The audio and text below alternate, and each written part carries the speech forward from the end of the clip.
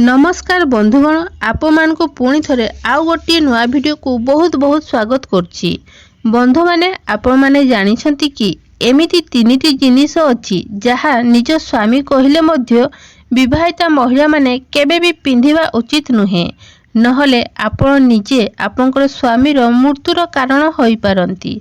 आजिर आधुनिक जुगरे विवाहिता महिला माने निजकु सुसज्जित एवं सुंदर करिया पई अनेक एमिति किछि जिनिस पिंधि थांती जेउ जिनिस को पिंधिबा उचित होई न थाए।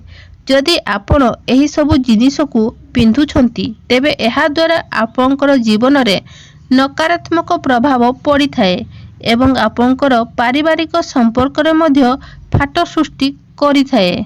आपनकर स्वामीकर जीवन प्रति मध्य विपद रही थाए। तेणु एही तीनिटी जिनिस को भूले भी मध्य विवाहिता महिला माने पिंधिबा उचित नुहे।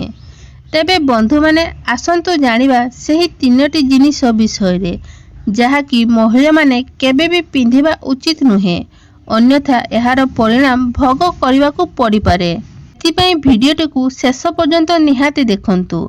ता पूर्वरु भिडियोटी को गोटे लाइक करी आम चैनल को सब्सक्राइब करि नियंतु। एबे चालंतु जानिबा सेही तीनोटी जिनिस कौन कौन। प्रथम जिनिसटी हैला धला वस्त्र।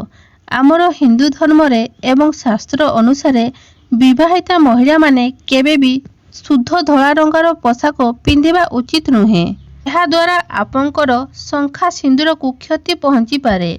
किंतु आजिर एही फैशन जुगरे महिला माने निजर फैशन पई निजर सुंदरता पई विवाहिता महिला माने एपरि अनेक किछि जिनिस पिंधि थांती जहा चिंता करिबा मध्य पाप सहित समान होई थाए एवं जहाकू विवाहिता महिला माने पिंधिबा उचित नुहे।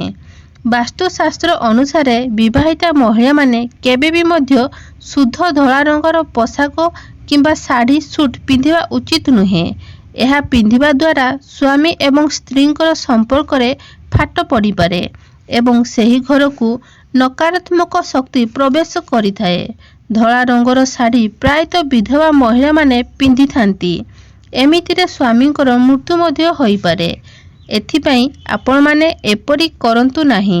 जदि आपण धला रंगर पोशाक पिंधिबा पई चाहुथांती तेबे एपरि पोशाक पिंधंतु जेउ पोशाक रे धला रंगर सहित आउ किछि अन्य रंग रहिथिबो, किंतु केबे भी धला रंगर पोशाक पिंधंतु नाही। किंतु कुआरी कन्या माने धला रंगर पोशाक पिंधि पारिबे। द्वितीय रे हैला सुना धातु।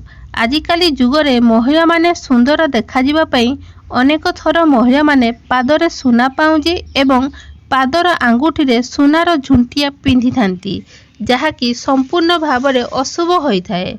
सुनारे निर्मित होइथिबा जिनिस पादरे पिंधिबा बहुत अशुभ माना जाई थाए। एहा प्रभु कुबेरंकर प्रति अपमान होई थाए एवं एहा सहित आपनकर पारिवारिक संपर्क रे मध्य भांगी जाई थाए एवं आपनकर परिवार सहित आपनकर संपर्क मध्य ठीक रही न थाए। निज निज भितरे वाद विवाद होई थाए। एभलिया अनेक समस्या आपनकर जीवन रे सृष्टि होई पारे। एथिपई केबे भी पादरे सुनारे निर्मित जिनिस को पिंधंतु नाही। एहा आपनको पई एवं आपनकर परिवार पई अशुभ होई थाए। तृतीय जिनिसटी हैला सिंदूर एवं मंगलसूत्र।